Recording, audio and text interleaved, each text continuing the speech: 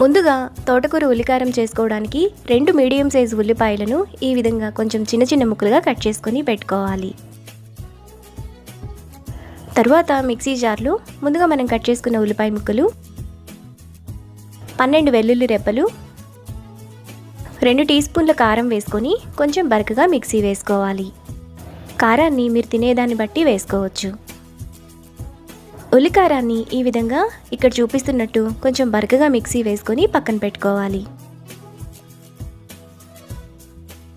తర్వాత స్టవ్ మీద పాన్ పెట్టుకొని అందులో 1 టేబుల్ స్పూన్ ఆయిల్ వేసుకోవాలి.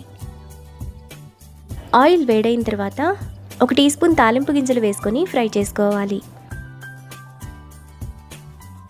తాలింపు గింజలు వేగిన తర్వాత చిటికెడు ఇంగువ, కొద్దిగా కరివేపాకు, ముందుగా మనం మిక్సీ వేసుకున్న ఉల్లికారం, చిన్న